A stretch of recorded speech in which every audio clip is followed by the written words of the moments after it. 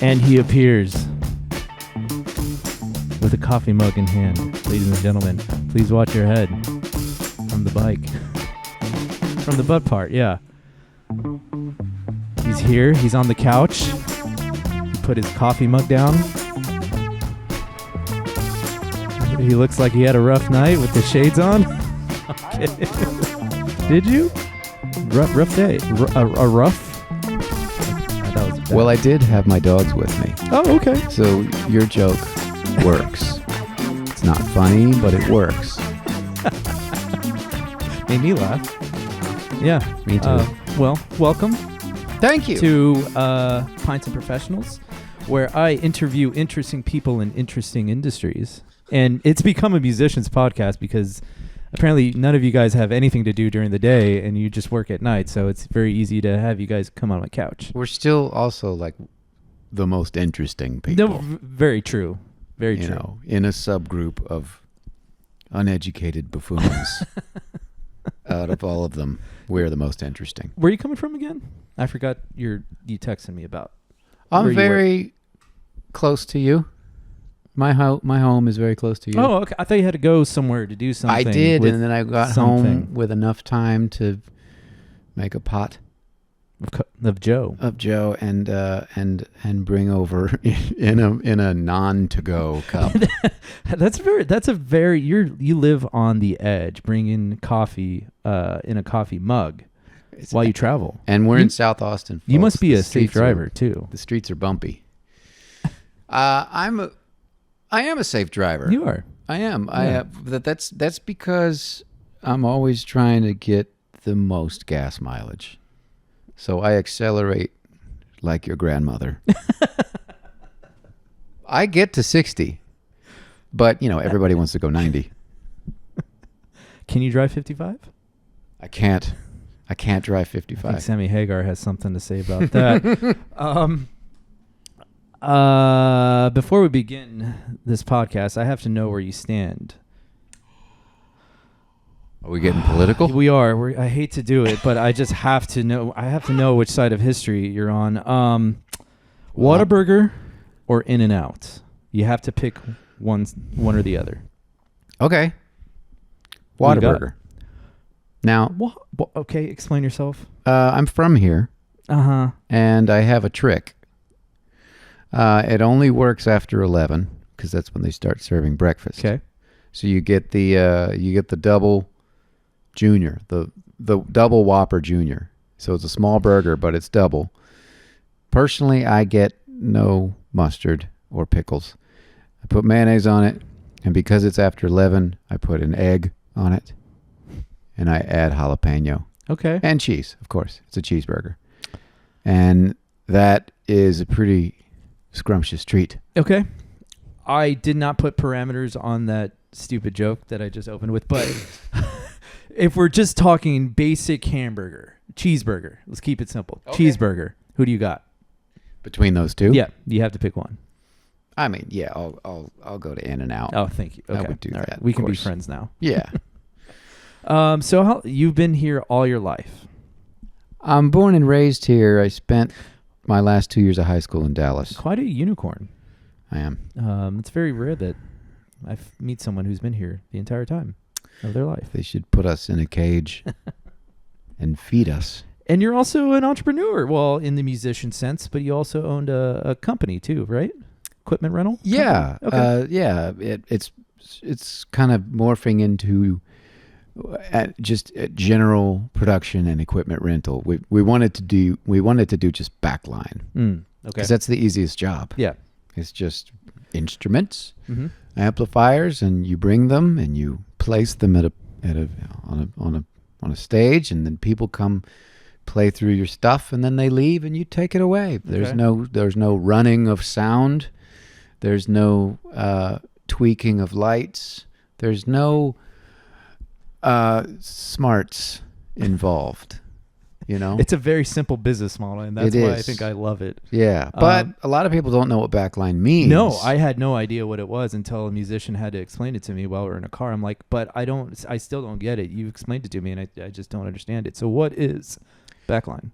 Well, backline is a service that's provided to touring musicians, frankly, that are touring by plane or something where they can't bring their drums, or a bass player can't bring his or her bass amp, which is most of the time larger than a guitar amp. And a guitar amp or a keyboard player has to play keys, large keyboards, or even analog keyboards like a Hammond organ or a Rhodes or Wurlitzer, all those heavy things, even pianos. Those things you cannot fly with. And we provide them, and we provide the services of cartage and teching, setting up and tearing down, maintenance, so One-stop shop. One-stop shop. Okay. There's a company in Austin where the rental fees are so low, but you go there and you pick it up and you load it into your car, and then you go do your gig and transport it yourself, and maybe even download a manual. How do you work this thing? Yeah. And then the gig's over and you drive it back there the next day, and they don't do anything except look it over to make sure you didn't break it. And the fee for that is so reasonable. Yeah. So a lot of folks look at our rates and they're just like, "Are you kidding me?" But it's a turnkey. Sure. Yeah. You don't have to do anything. You just walk up, plug in, and play. And was this business kind of born out of your personal collection? And you're like, shit, I have too much stuff, and now I need to figure out how to make this valuable. That was a bit of a pipe dream. To be honest, it still is. It's not a successful business right now. Oh, come on. Really? But I mean, it's paying for itself. Yeah, that's all you can really want out of a business, I suppose. essentially. Yeah. But part of it became a pipe dream when I realized my insane amount of gear. But when I started a friendship with someone who had even more gear, and it happened to be different gear, it started to just look like something where the inventory part was already knocked out. It was already good. There was no investment needed for that front. Got it. So then it became possible, and we started to do that. Was there like a business agreement that was signed or created to say like, hey, you get a profit off of what you sell, and then I'll get a profit about what I not sell but rent out? How does that work? At this time, we individually own our pieces, and what goes out just goes straight to the business. Okay, got it. All right. Because thankfully, there's three of us. Thankfully, all three of us are making a living elsewhere. Sure. Yeah, that's awesome. Typically with my camera gear, it all just depreciates so fast, but you guys got some, sounds like antique instruments that will definitely hold their value. And some of them do. Yeah. Some of them don't hold their resale value, but they go on stage and they're commonly requested. Yeah, I feel like you guitarists and musicians are pretty particular about the type of instrument that you're playing, and then when it gets into an older model of a guitar version, you guys just start to like, this is ticking all the boxes. It's collectible and it does funny things to your body. Mine, at least. Yeah. I have another question to ask. Saw your show at Saxon Pub. Did you? You did? I did. Yeah, I was there. You must have left before I was finished. I saw, well, you finished, and then it was just, everybody was shaking your hand. It would have been great to shake your hand. Well, I know. Yeah. But I had another show that I want to go check out down in Continental Club. It started right at, I think, 9:30 or 10 o'clock, whatever it was.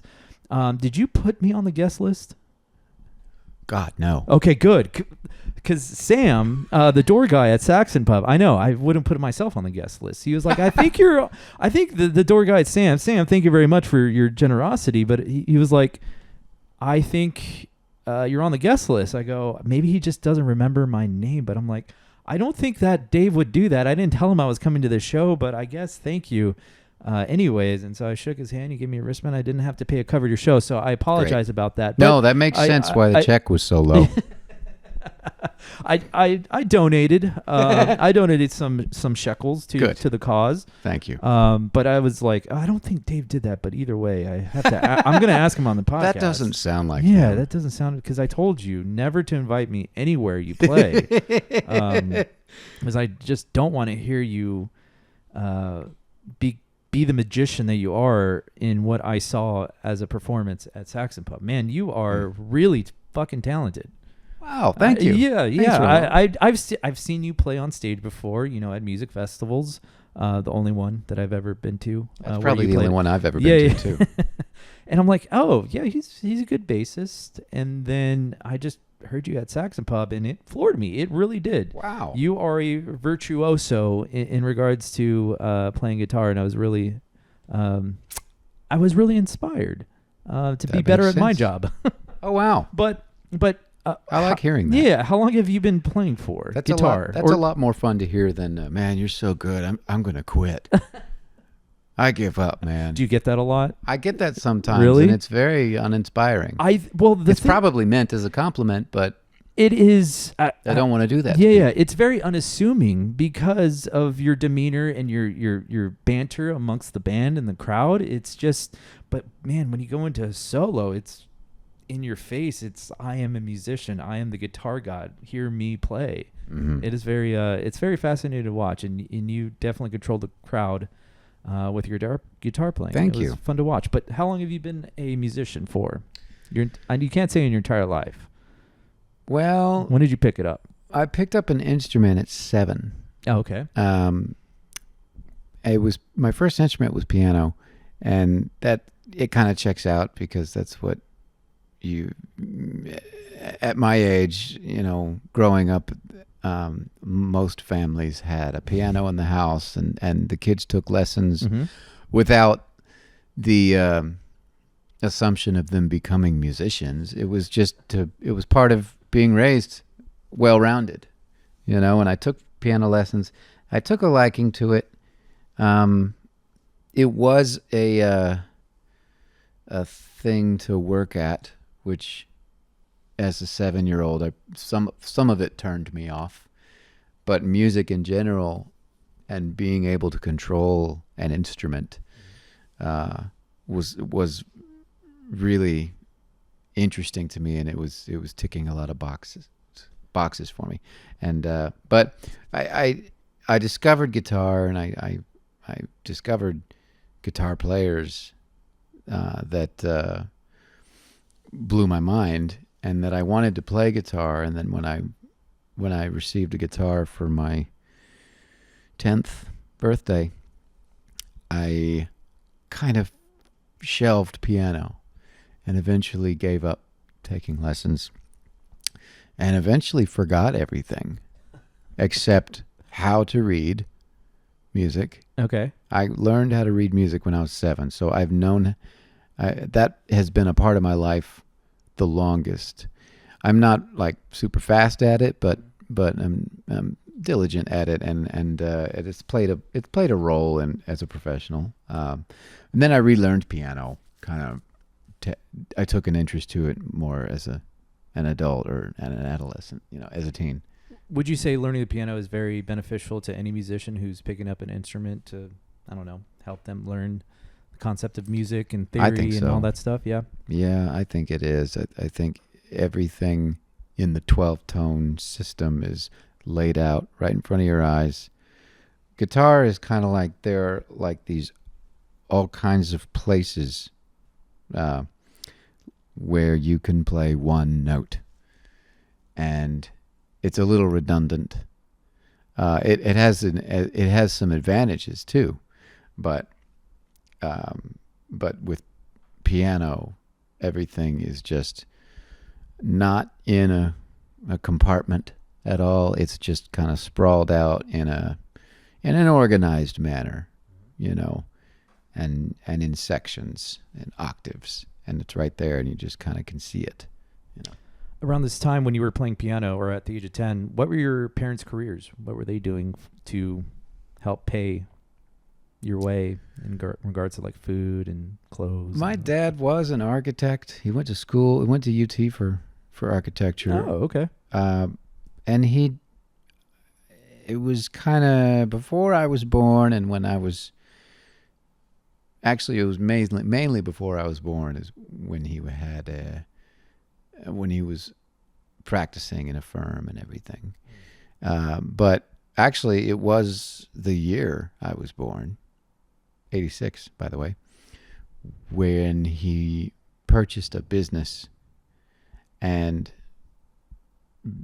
went full force on that. But his practice of his skill of architecture helped, but it wasn't architecture. It was HVAC. Oh, so he had an air conditioning company, and all my life. Okay. Was he just managing the business, or was he actually going out into the field and assessing units and all that? Oh man. Yes, both. He was good for him. He owned it and he managed it, and eventually had help doing that, but he also serviced and gave quotes and gave his professional consulting. Yeah.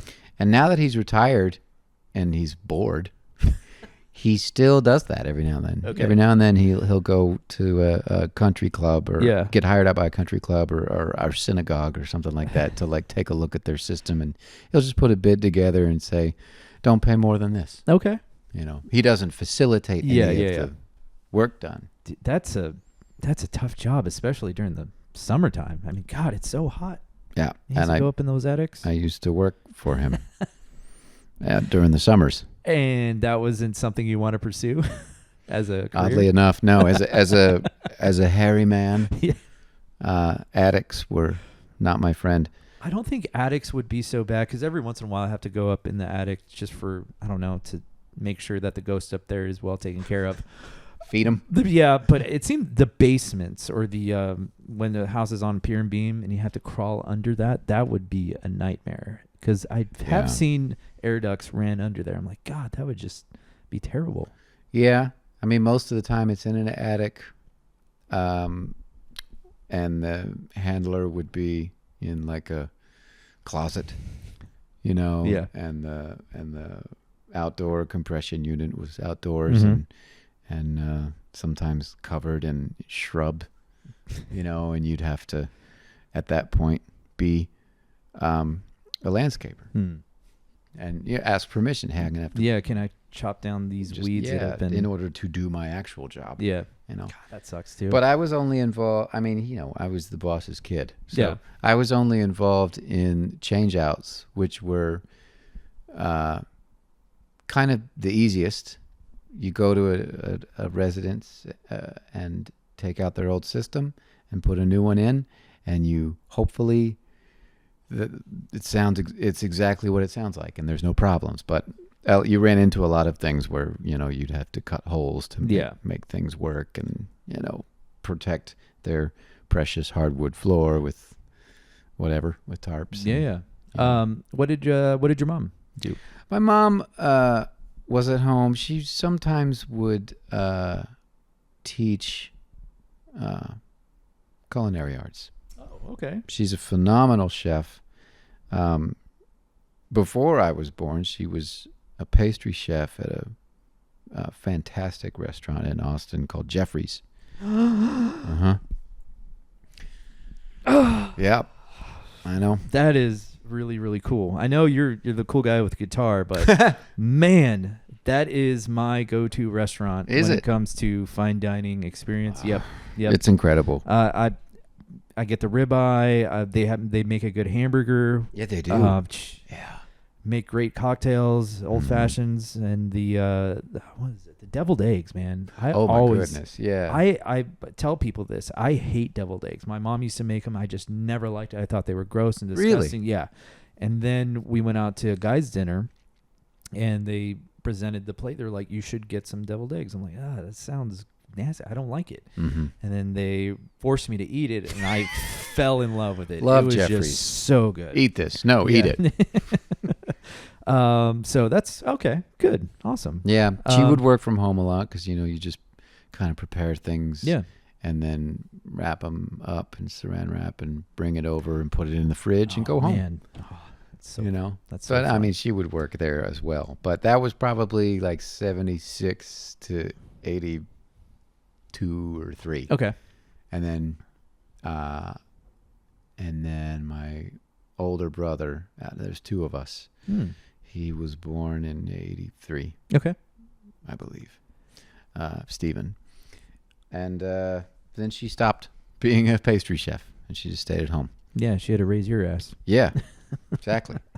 As you're kind of playing the guitar, did the idea of a career or making a career out of this instrument, when did that seep into your brain? As I started playing guitar and affiliating it with making a living. Mm-hmm. Do you remember that moment? I kind of started putting 2 and 2 together as far as, oh, shoot, nothing's free. I need to pay for things. You know, shortly after I picked up the guitar at 10. So probably 12 or 13 is when I was like, this is what I'm going to do in order to support myself. But right when I started, I knew this is what I'm going to do for the rest of my life. Wow. In whatever capacity, if that's like my job or if that's my hobby, or I didn't think it that far. I'm going to do this. There was no monetary attachment to it. Right. There was just, I'm going to play this instrument. If there was, I wouldn't be doing it. I'd be, oh, that's not a lot of money. Yeah. I'd better do something else. What do you know? It's not. What were some of the odd jobs that you were doing as you're growing up through your, I don't know, once you get on your own, once you flew the coop of your parents' house? What was an occupation you did to pay the rent? I had a job at Brookstone, kind of like Sharper Image. You know, you'd go through the mall and one of the stores would have like massage chairs and like weird things that you would put on your desk. What do you call it? The hanging balls. One of them is. Oh, yeah. Those and like things that balance on a point, and it looks like they're not supposed to be able to do that. Yeah. Just little trinkets. Okay. Like that, called Brookstone. Okay. You work there. That was my last job. By choice. You worked there by you. Having a job was by choice. No, but this specific place, you're like, that's where I I purposefully went there and applied, but it wasn't. I was not happy to do that. Before that, I was at Gap. Okay. And that was God. Retail sucks. Oh, it was terrible. I was tasked with folding clothes at American Eagle down in San Marcos.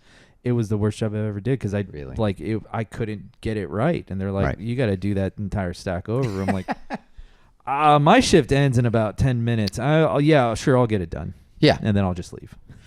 Yeah, I think my folding skills are pretty fantastic. Really? Okay. Because of Gap. Wow. But the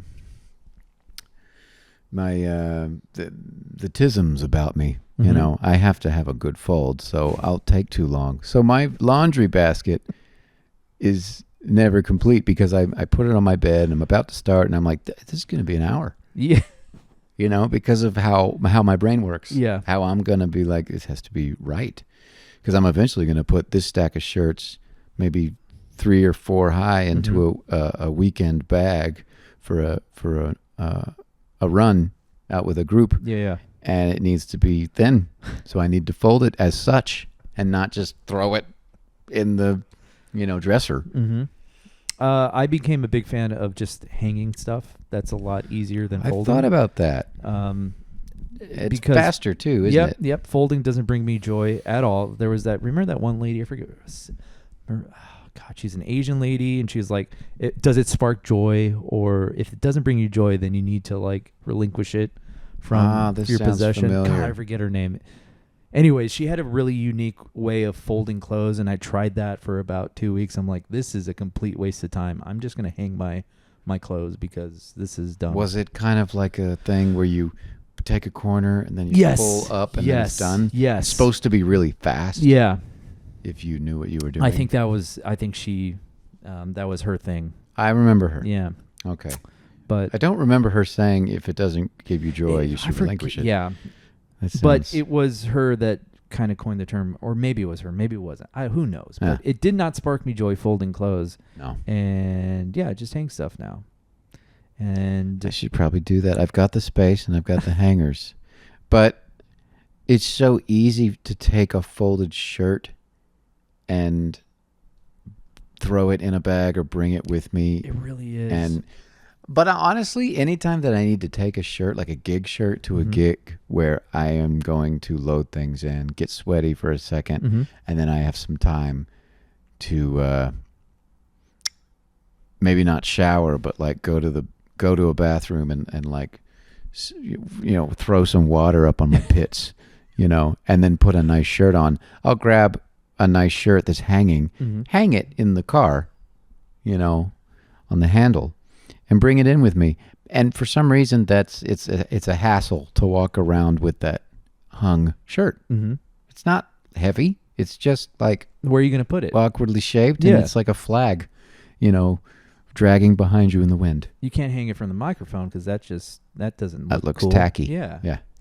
You were wearing a pretty cool shirt at that Saxon pub show. All I remember from reading the back of your shirt, it said, "And brisket for all" in like metallic letters. That was my load-in shirt. Yeah, that was like, that's a pretty cool shirt. And then you came out with another shirt on top of it or something. Well, like did that. you see the front? I did not. I wasn't It looking looked I like was checking out your Metallica. rear end. And Thank then you. I just looked up and I'm like, oh, That's good. I didn't think I had much of anything going on back there.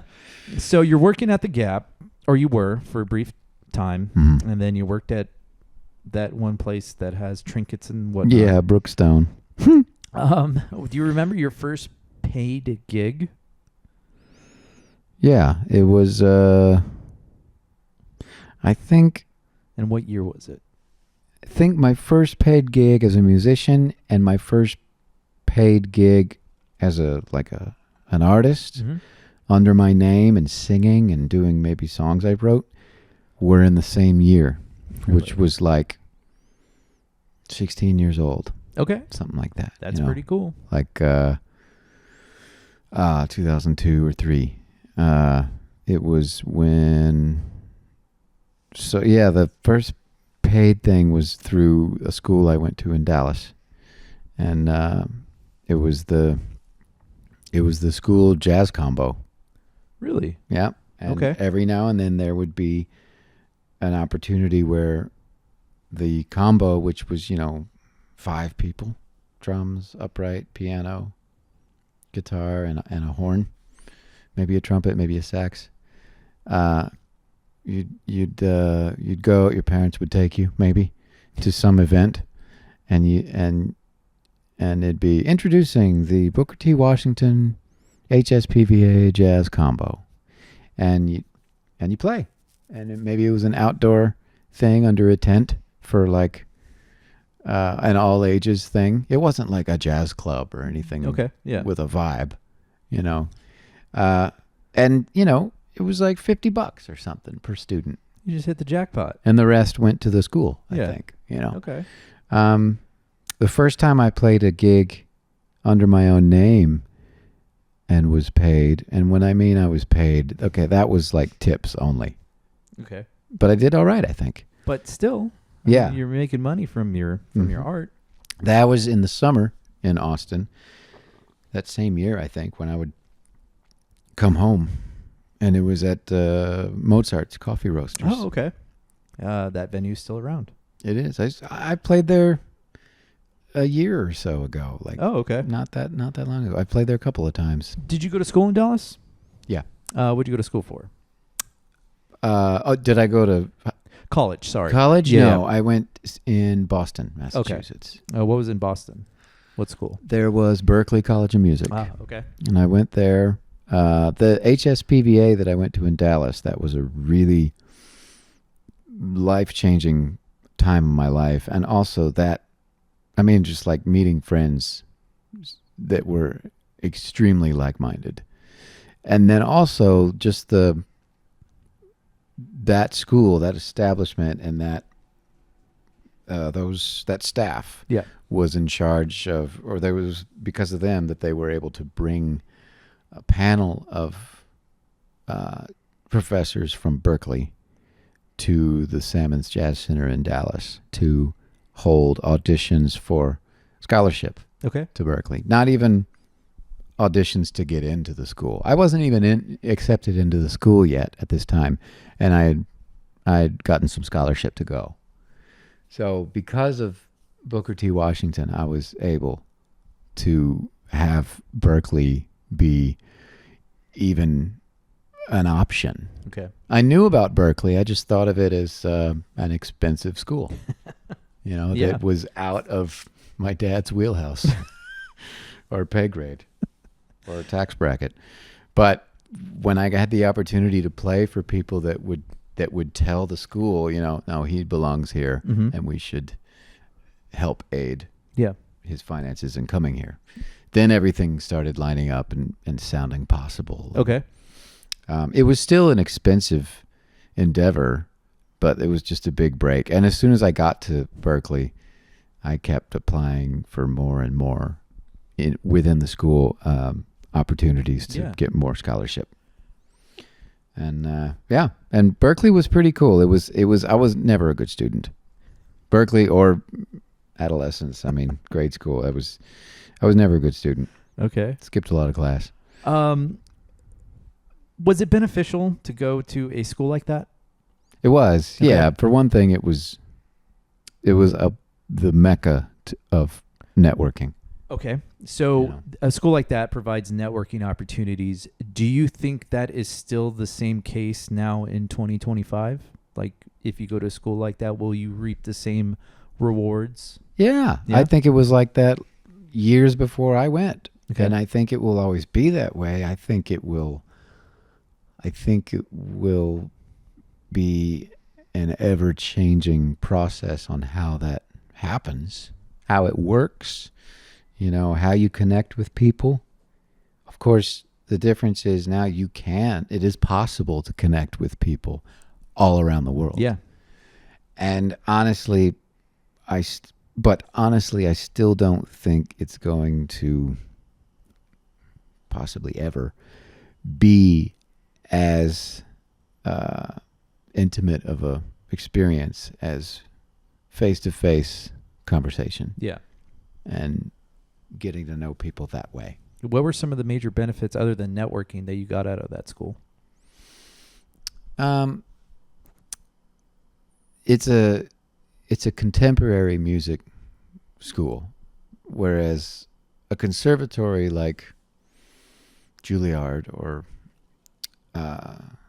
Boston Conservatory, those places, or even in Denton, Texas, University of North Texas, I think those places arguably might have better music education, how to be the best on your instrument at classical or jazz. Okay. Berkeley, for one, you can excel in metal. You can excel in songwriting and folk, in funk, list goes on. And also at Berkeley, you can kind of learn, not just on your own through life, but in classes, the business side of music and how to become a successful hack if you are one. Whereas Juilliard or North Texas or them, they don't want a hack to come out of their school. Yeah. Maybe an unemployed hack, an unemployed non-hack, but not a hack, Is that an institution an institution like that requires, you got to pay tuition, right? Yeah. And at some point, the end goal for that student should be to recoup what they paid into that institution in some form or fashion once they graduate. Like, they're going to make that money back with I don't know, with the education that they learned. I mean, I would almost want to go to the hack school so that way I can learn how to be a musician and generate revenue for myself. Be a professional. Yeah. Yeah. Yeah. I would too. And there's some people that consider Berkeley to be a hack school, you know? Right. I had a good question and then it just skipped my memory. Because I know you and Eli were discussing this in the car coming back from Taos about whether or not it's good to go to a music school like that. Oh yes, I know what I was going to say. Were you planning on teaching? Was that like kind of like an alternate career path to help facilitate your music career? Did that cross? I've always known that it could be an option. Okay. And I would take like it. A fallback plan. Right. Okay. I would gladly take it over a non-music related occupation. But I don't like to teach. Okay. I'm not. You don't like to learn. Yeah. And I'm not a good student. I just like to be at the skill level that I'm at and just, that's it. But I don't like to teach only because I don't think I know how to. I know how to have a conversation. Yeah. I know how to be a moderately intriguing person, but I don't know. To be a good teacher, you need to be able to get a point across to someone who's uninterested. And if someone wants to come to me for lessons, then I have an upper hand on how to communicate with them.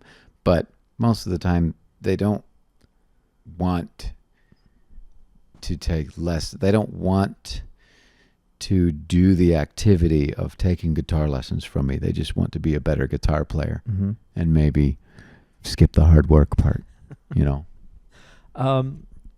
What is your do you practice your guitar? Do you practice your drums? I play music at home. Okay. I think a lot of times I stay in my comfort zone. Okay. I'm not really excelling as a jazz musician. I'm not excelling as a jazz musician. I can play jazz. Mm-hmm. I understand how it works. I mention jazz because it is a complicated genre, and I have taken the time, and I have put in the time to study it, and I understand jazz theory aside from classical theory and what differs them, and I understand how to make it work in jazz and how to break rules in jazz. But I can't be an open channel and speak freely as a musician through my instrument in jazz. I just know a large number of licks. And I can emote them. It's the same way if you were to go to a classical concert and you see a section of the orchestra, like the second violins. They're playing so tightly, they almost sound like one violinist because they're so good at doing that. And they're so good at their instrument. They're very precise and they can actually emote and play with feeling and passion. They probably can't improvise. I don't judge that at all. And I also could be incorrect. It's in most of the time I have noticed that a lot of classical musicians struggle with improvising because it's not necessary to be good at it. And with jazz, it's all about improvisation. And I can improvise very well in many genres. And in jazz, I am improvising.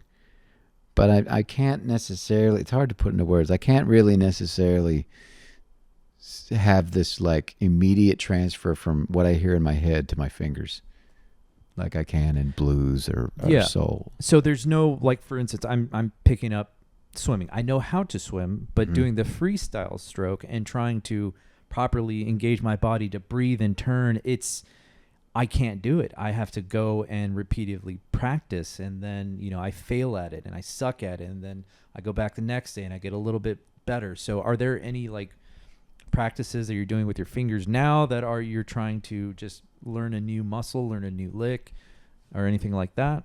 I'm practicing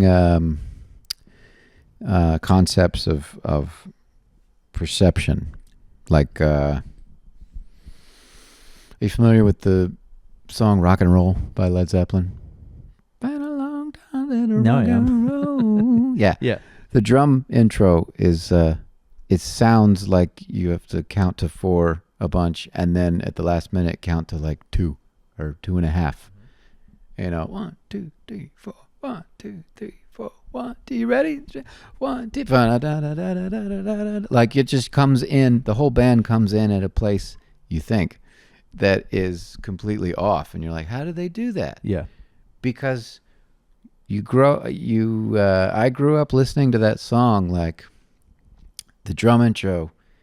I grew up hearing it as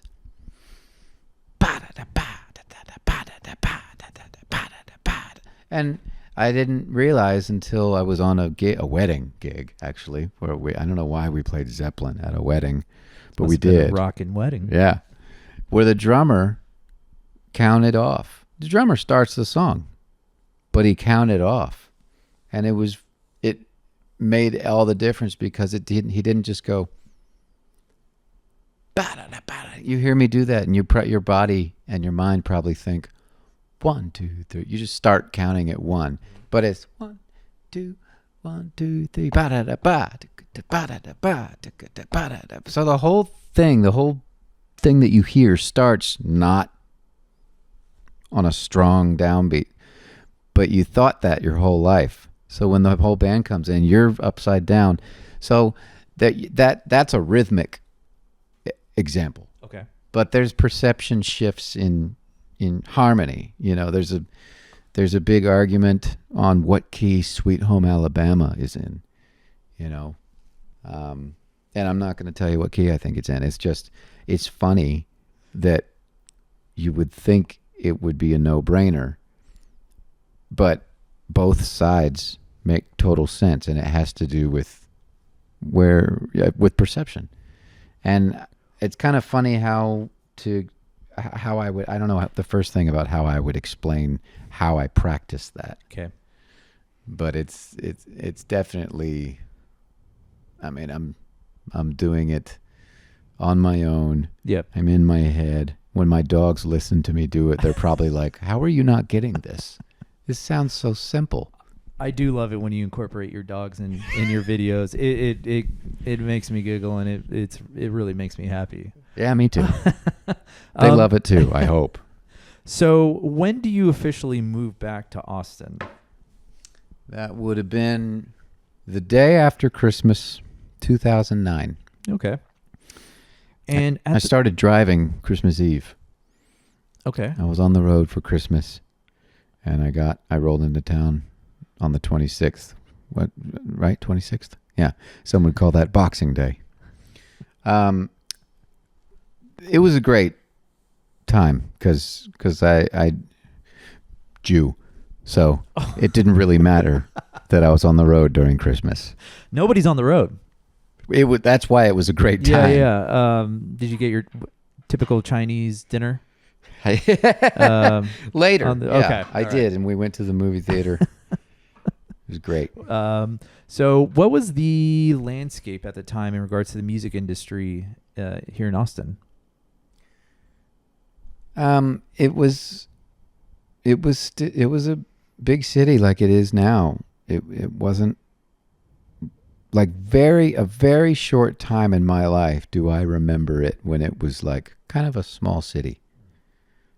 I mean, it was always a city, not a town, but there was this kind of intimate aspect to it that I could always remember as a kid. Mm-hmm.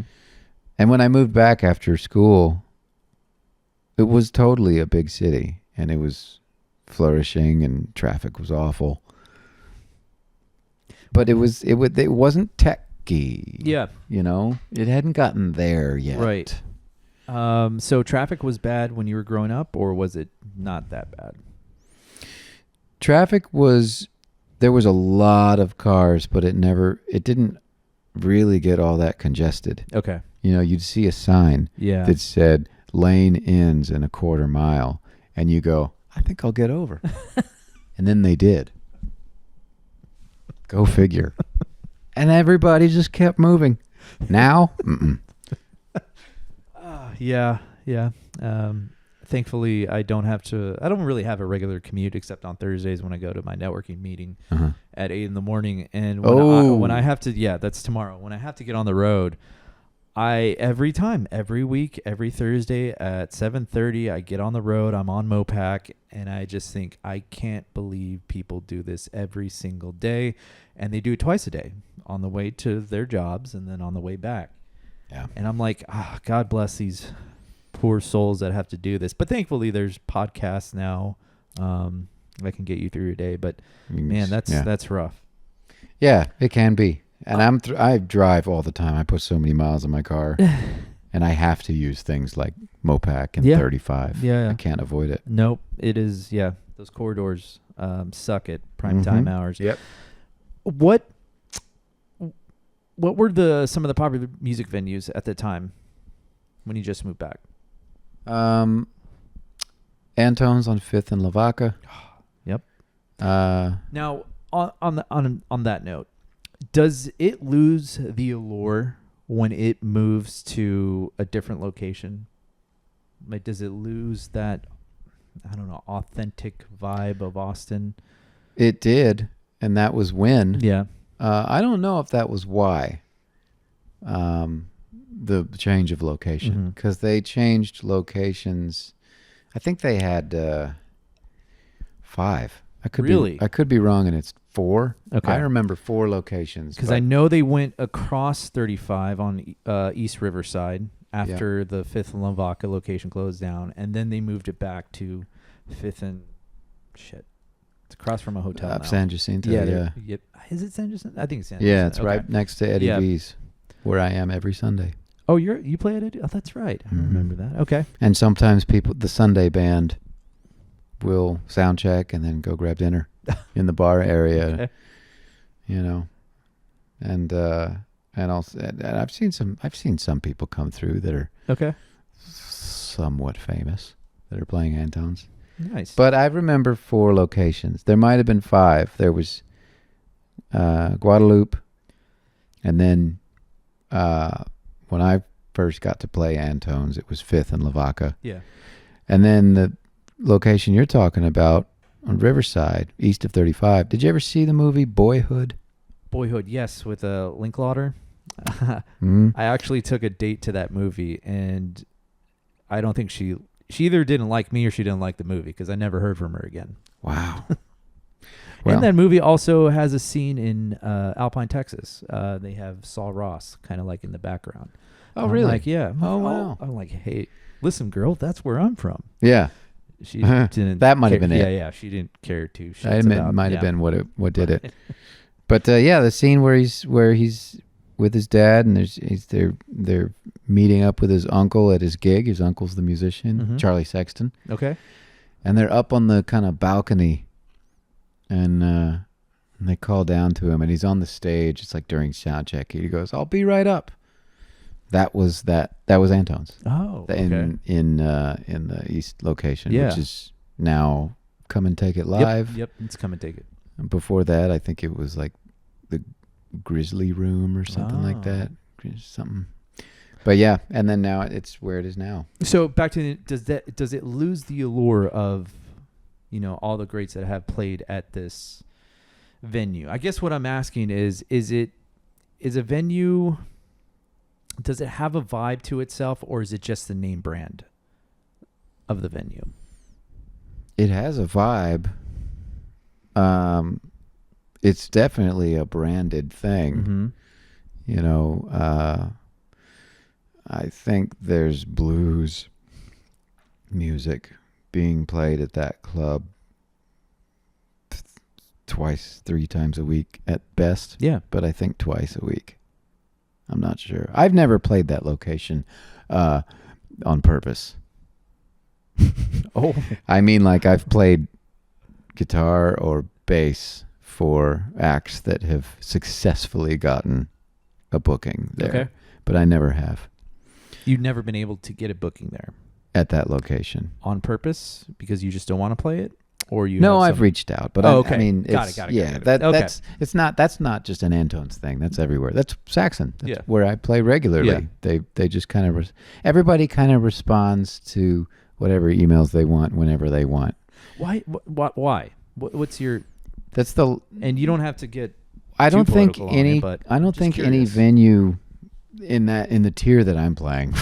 I don't think any of those venues have a dedicated person that is the booking agent for that venue, and Yeah. that's all they do. They do something. It's like it's a general manager, or it's some sort of production manager or someone who's got a lot on their plate, and then also filling the calendar is one of the things.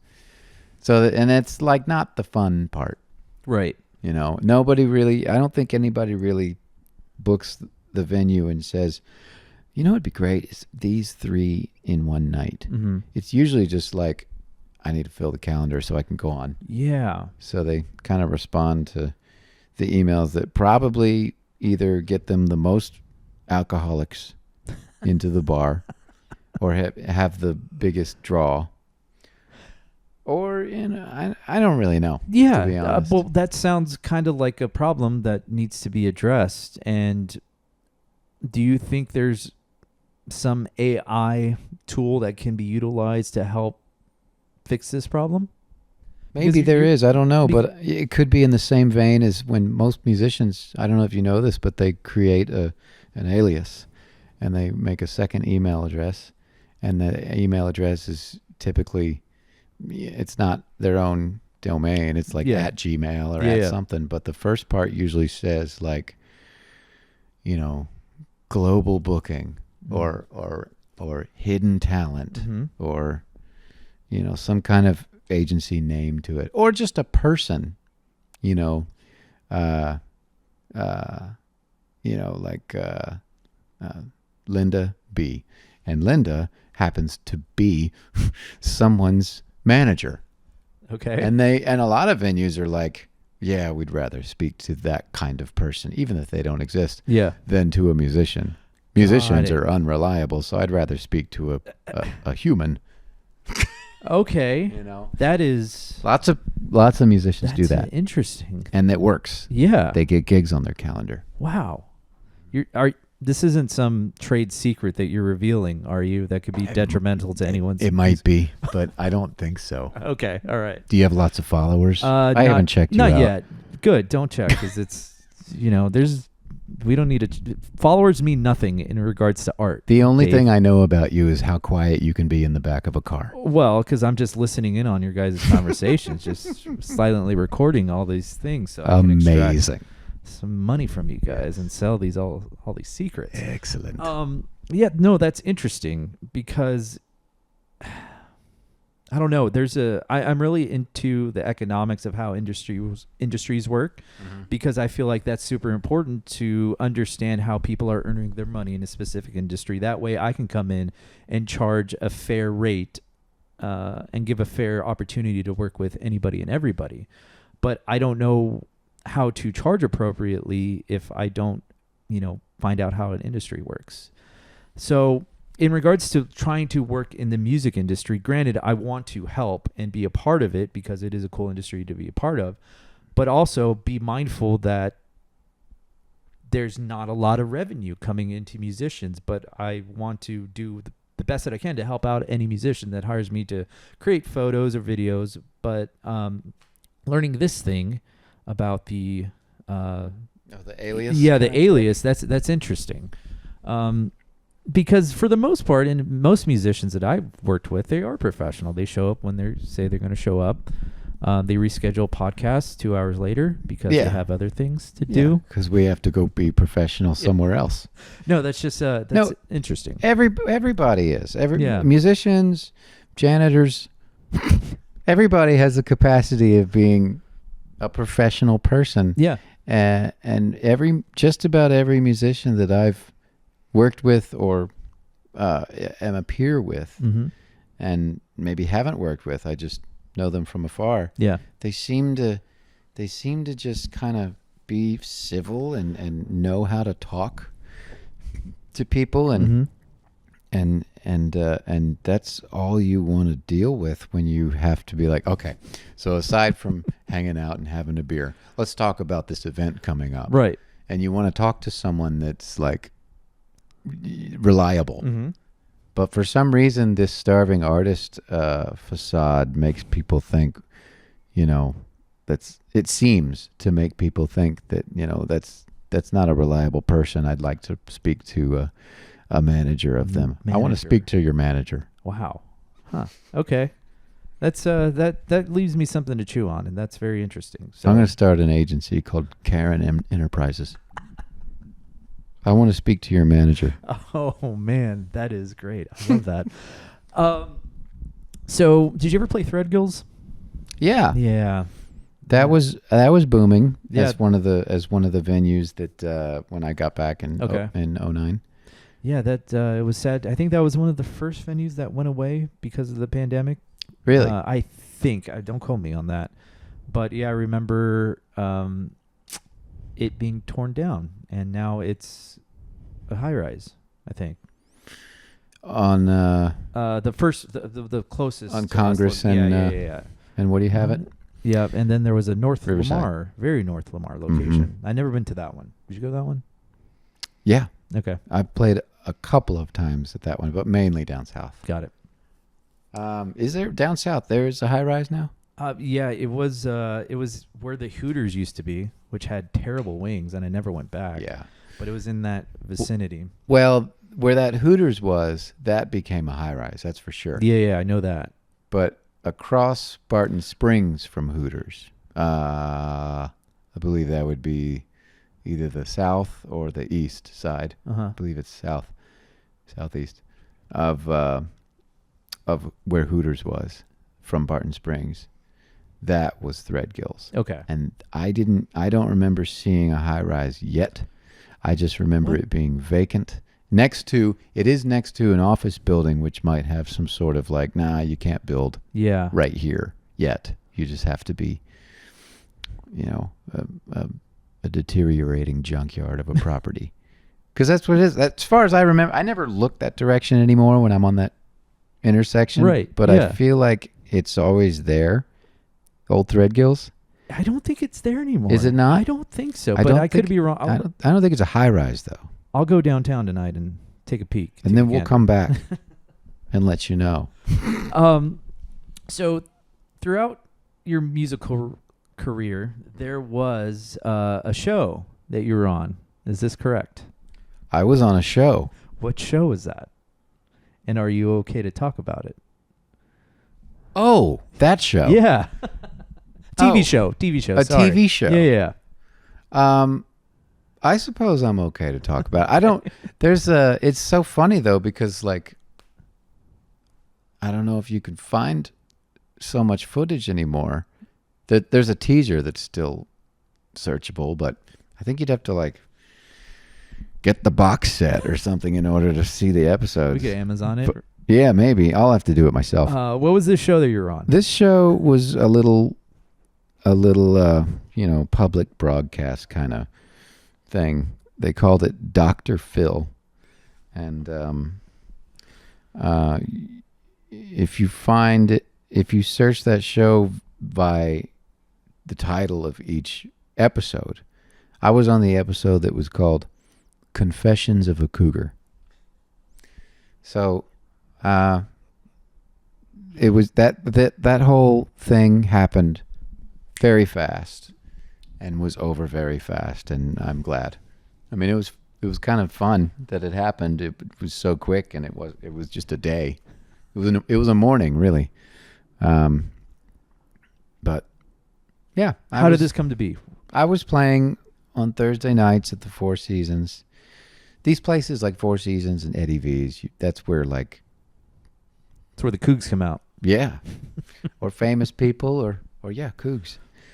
But I met someone there, and we developed a little attraction to one another, but we just didn't take it anywhere, really. Mm-hmm. We hung out in our free time, but she was an older lady, and it just happened to be a timing thing where she had a friend in Los Angeles who worked on the production team of multiple shows, including Dr. Phil, where they would sit down and come up with themes or what the show was going to be about. And she was just chatting with her friend saying, yeah, we're going to do an episode on older women dating younger men. It'd be great if you were on it. You should come on and be a cougar. And she was like, well, I am kind of like talking to a cub. Yeah. And that's when they were like, oh, wow. Well, then. What was the age difference? 10, 15, 20? How old was I? 30?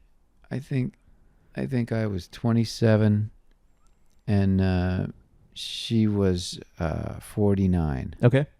So, what was that? 11 years, 12 years? And the other one, 22 years. The other 10s. So basically, they sent a production crew down to Austin. They flew themselves with maybe some hard drives. Okay. And then rented gear in Austin. They used Austin cameras.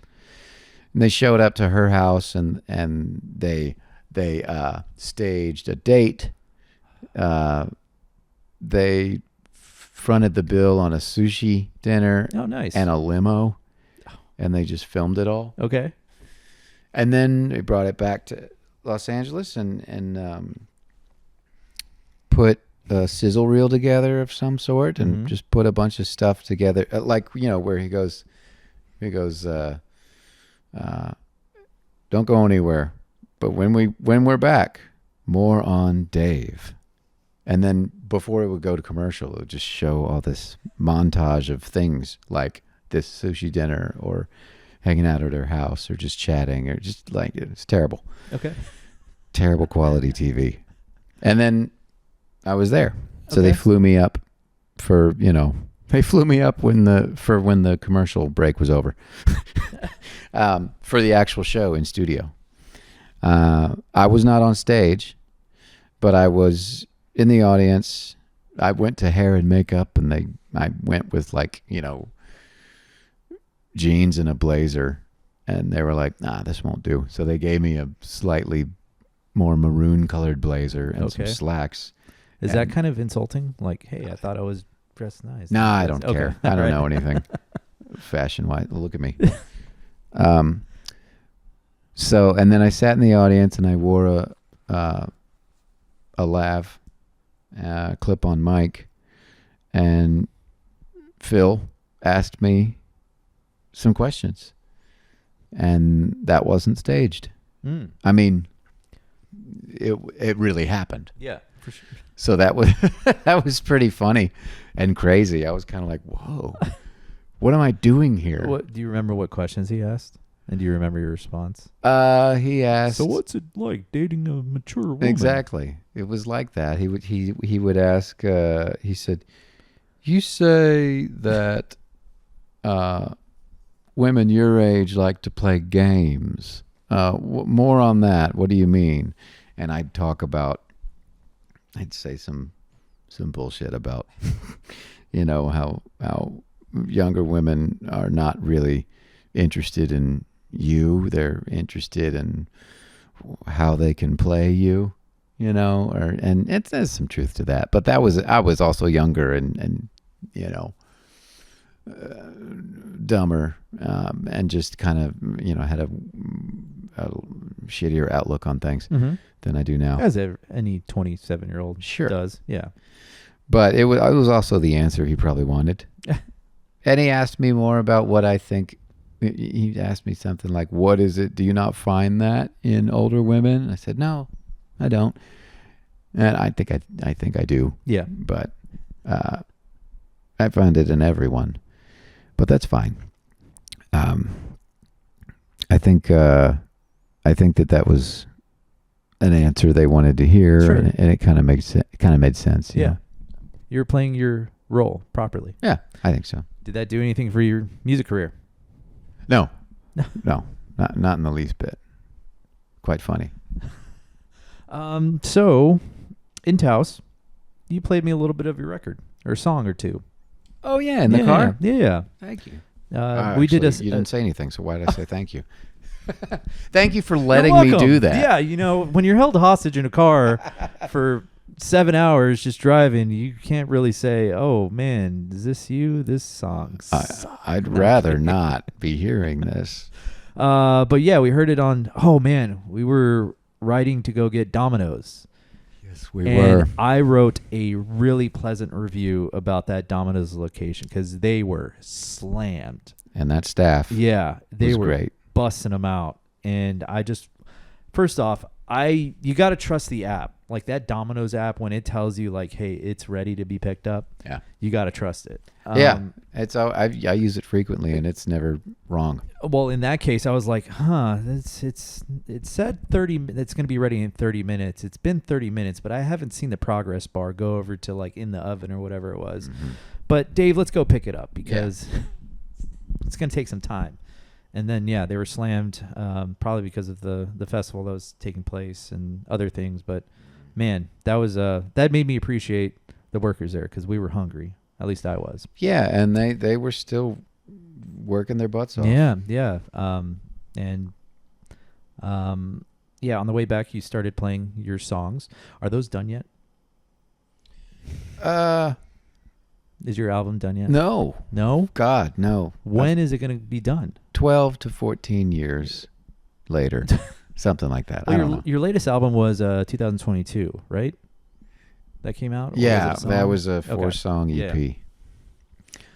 And then before that, besides like a live CD and only CD, it's not even digital. Besides that, I have a studio record out that's full length. It's 10 or 11 songs. That was 2012. 12. Yeah. Okay. So I'm not really active as far as releasing new music. Doing that the way that I want to do it can be expensive. You know. Why? Why is it expensive? Depending which route you're going to go. If you're going to make your own record and use gear and you have to purchase it, that's a big investment. If you want to go to a studio with all the gear, you have to be very smart on how you're going to use that time while you're there, because it can add up and be like, oh, we're not done. We need to get another day. You know, I have a studio. I'm just not in a place where I can comfortably use it and get around. I'm a little bit of a hoarder, you know. My house is all right, but as far as a recording studio, there's some stepping over of a storage space that you need to do in order to sit at the computer.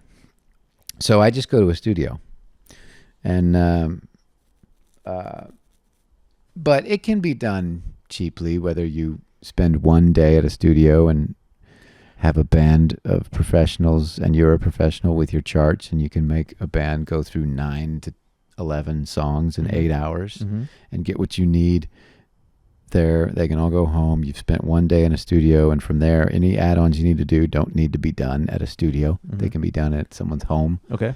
You know, there's ways to do it not so expensively. And so what is your process in a perfect world with unlimited amounts of money? How would you do it?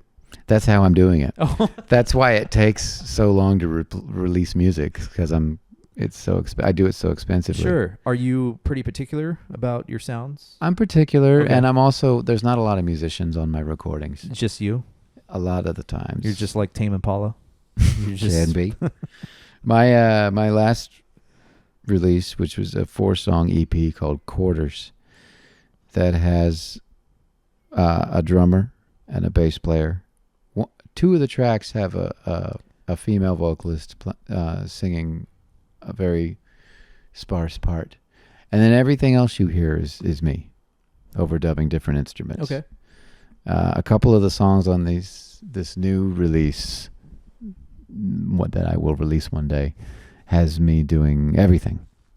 Drums, bass, keys, all sorts That's of sounds. cost effective, right? Because you don't have to hire someone else to. It can be. It's just you can't play live with yourself, so you have to overdub everything.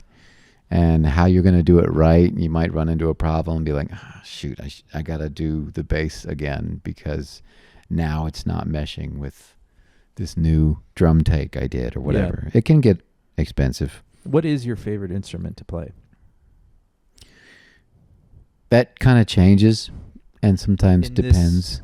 In this season of who you are, well, what's your favorite it instrument changes to play? Within the song. Okay.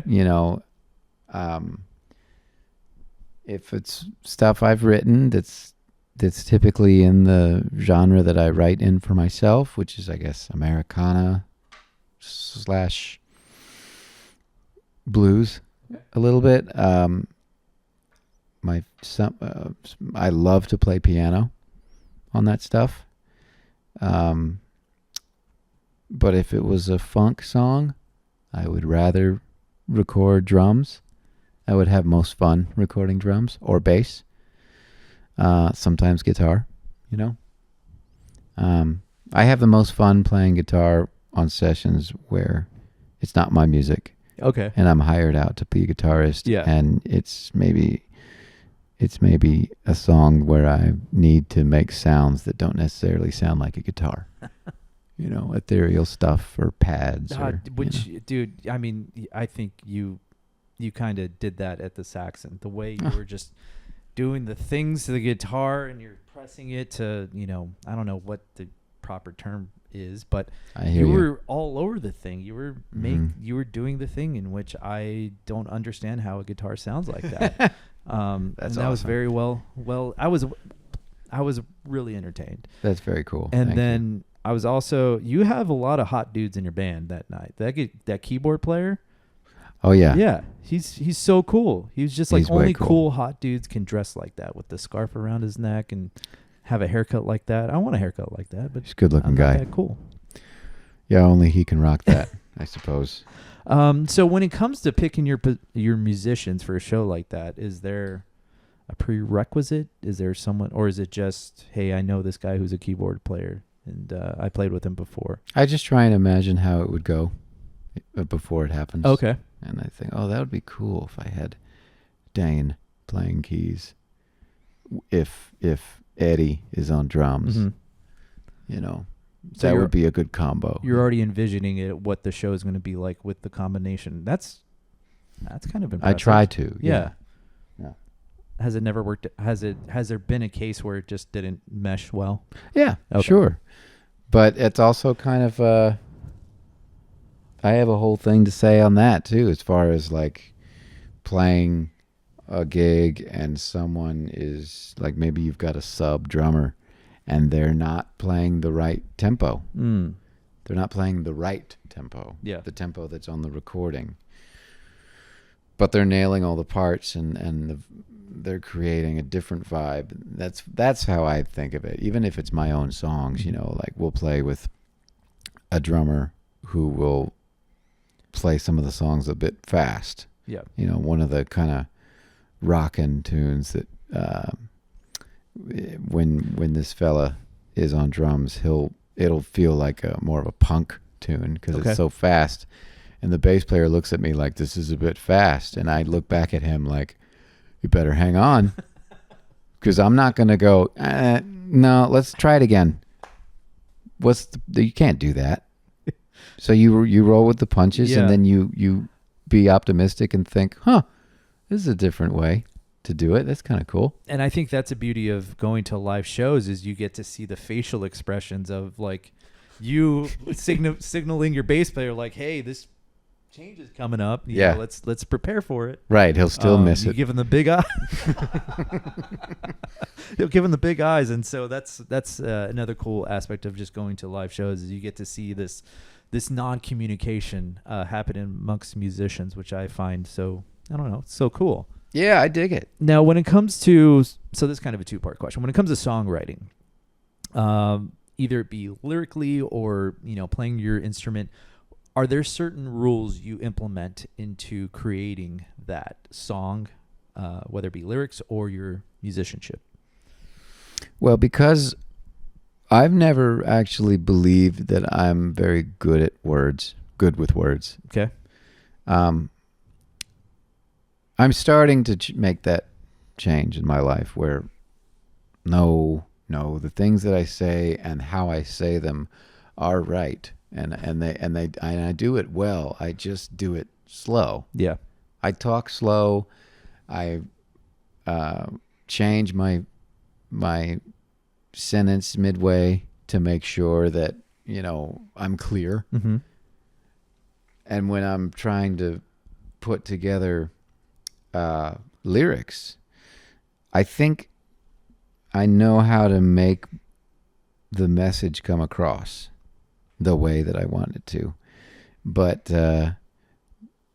because it's not second nature to me, and finishing a song lyrically takes me months. It does not just fall out. Because it takes me so long, the lyrics do, I do confine myself to a rule of I've got to have a rhyme scheme going on. And that's moderately universal. Okay. But I mean, if you're really good at writing, like, I don't know if it was a writer or if it was Tracy Chapman who wrote Fast Car, but I don't know if it was a writer who wrote it for Tracy Chapman or if she wrote it. But Fast Car has like a couple of lines in it that rhyme. Not many. I mean, all the verses surely don't. But it works. How does it work? I don't know. But it does. It works. It sounds good. It feels right. It goes off the tongue. Everyone remembers it, And I don't feel confident in being able to convey that freely without having to rhyme. I feel like I have to employ a rule of having a rhyme scheme. That way a listener can endure what I'm singing about. We'll get through this together. Yeah. If I was a little more confident, maybe I could start being a little more free with breaking that rule. But that's a rule I have. Harmonically and melodically, there's a couple of rules there that I try and stick to, but they're pretty nerdy. Okay. Now, when I'm working a show, one of my anything with any show that I go to, my biggest pet peeve, if I see a photographer wearing a white shirt, I'm like, that's a no to me, because you are standing out, especially when you get up on stage. So some of my rules when I go film a concert is always wear black. Mm-hmm. Never impede on an audience member who's, maybe they're filming with their cell phone, but always try to not get in their way because they're part of the show and they paid a ticket price.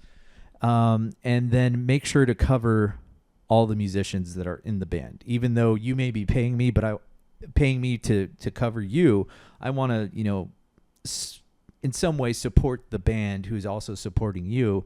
And that way you kind of, give them a photo or whatever, social media content, video content, like, hey, this is kind of a thank you for being a part of the show. Right. So those are my kind of parameters when I go film a show. When it comes to playing a show, what are some of your rules or parameters?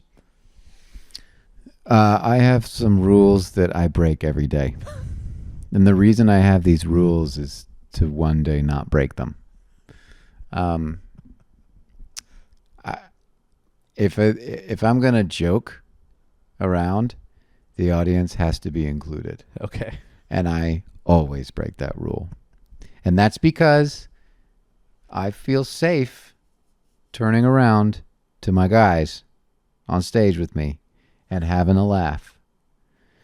And I know the audience is like, I want in on that joke.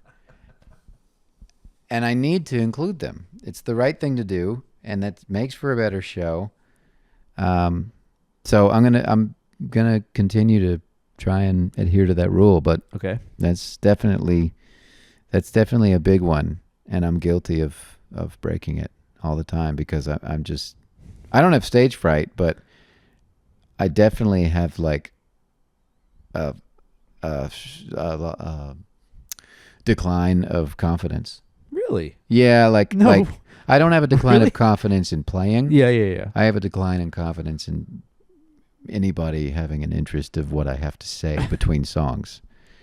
I will say, if anything, I wish you guys would say every time you're performing a song, just either before or after the song, say what the name of the song was, because there'll be plenty of times you go through, I don't know, every musician will do this.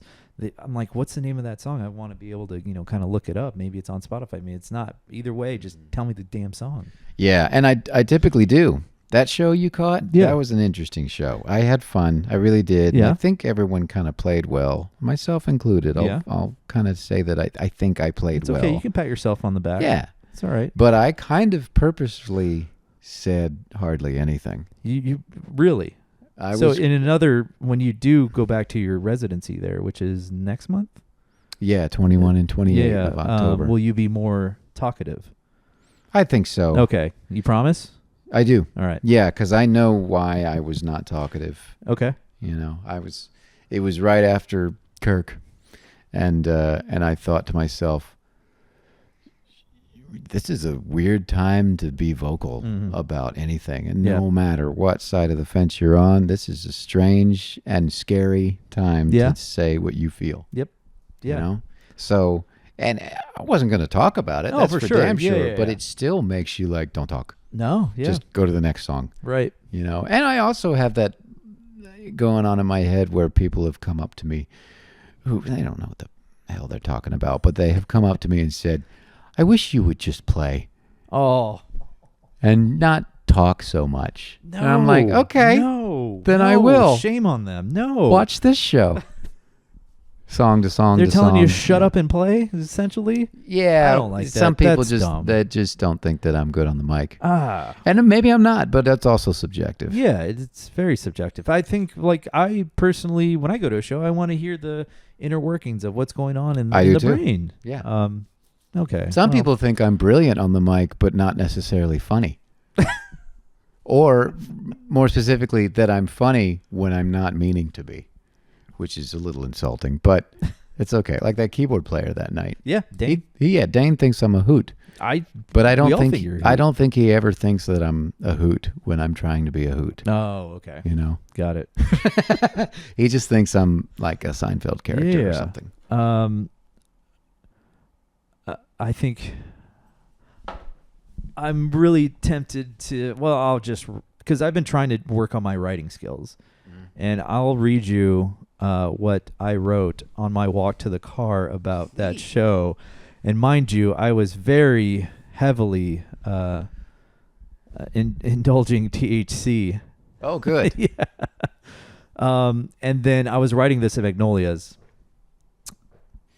while scarfing down some great pancakes in another dish that they have. Tell you the truth, that place used to rock. And really? Now it's kind of, it's all right because the food's all right, but the service used to be cool, man. Service was cool. Melissa took great care of me. Did she? I sat at the bar and I just watched them work.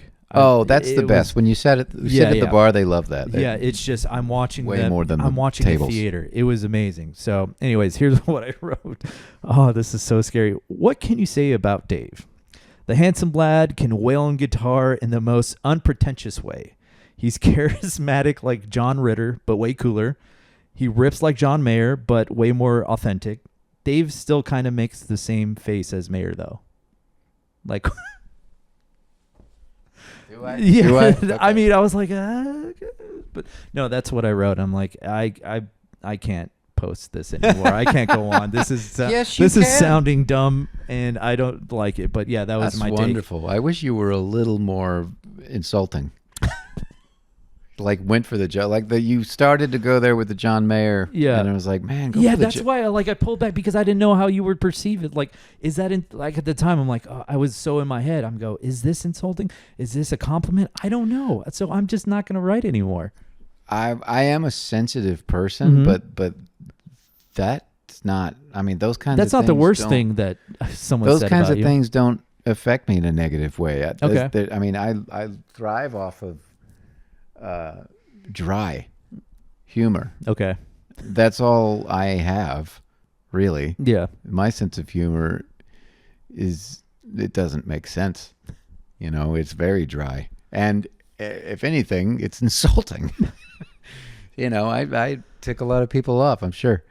And so I think maybe subconsciously I want some of it thrown back at me. Yeah. You know? Okay. All right. Well, next time I'll write something I'll be a But negative Nancy. it just has to be true. Okay. That's all. Has to be authentically true. Yes. So we are well over an hour, my Okay. friend.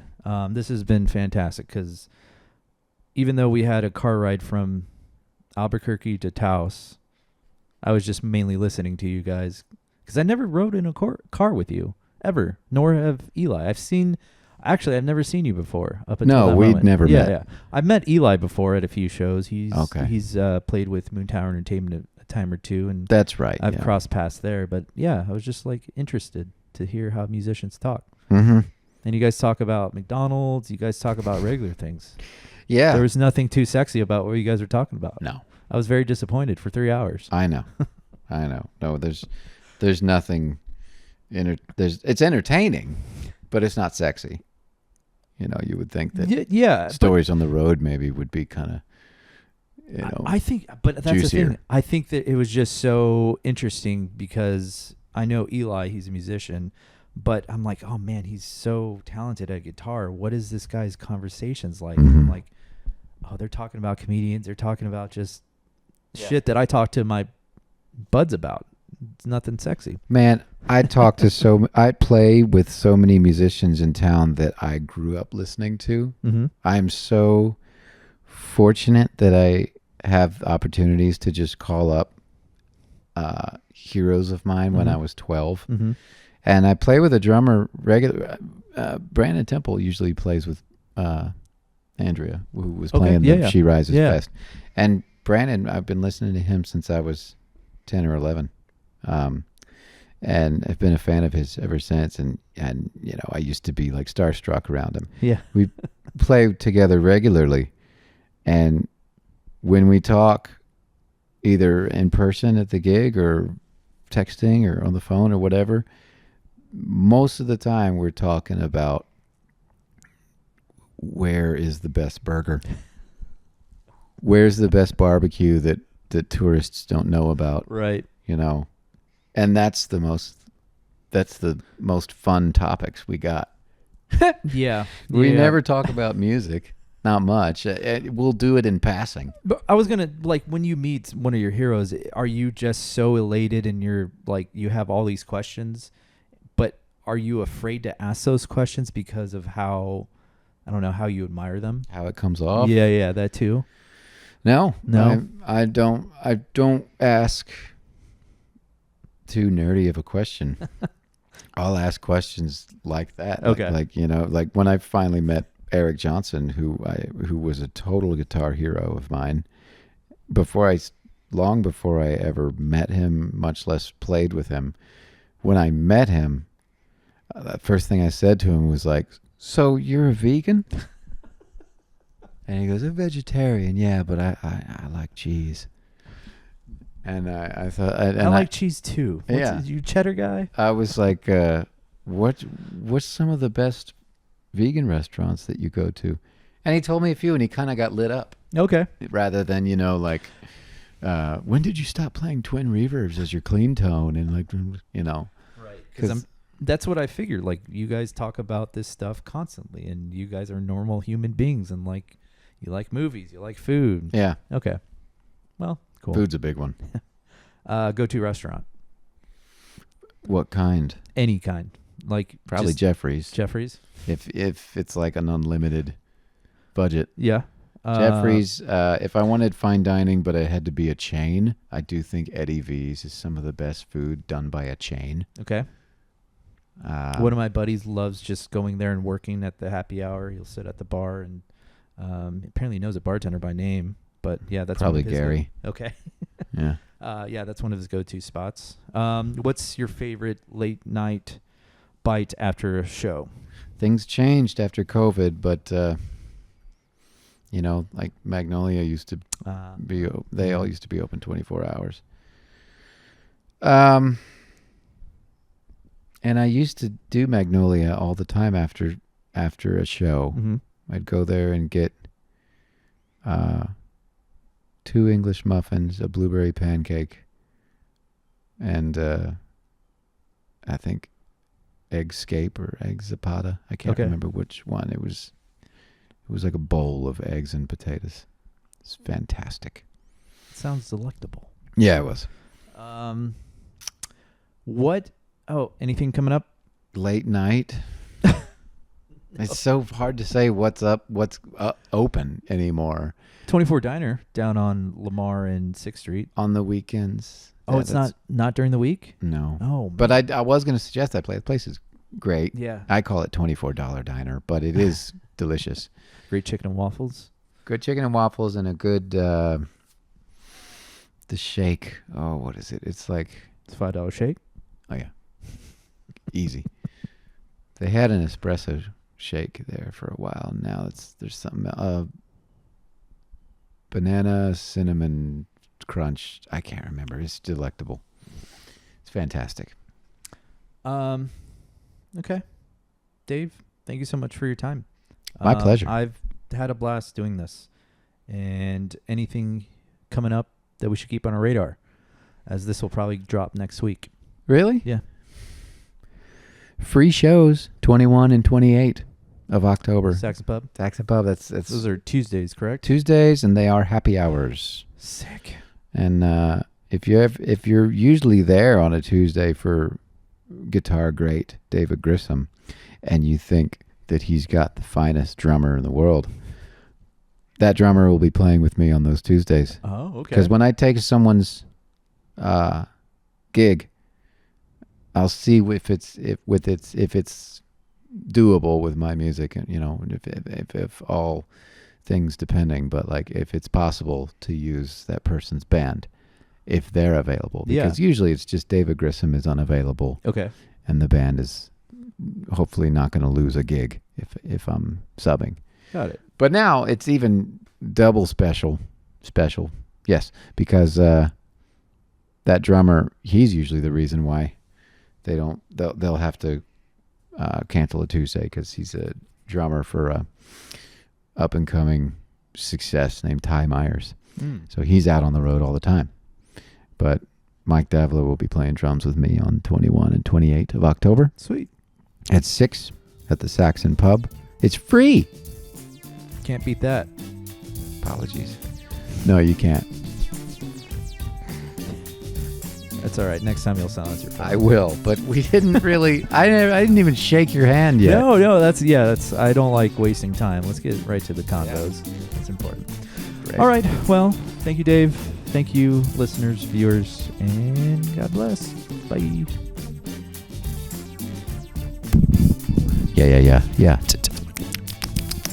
Yeah. You brought your own mic. Just to show you. Yeah.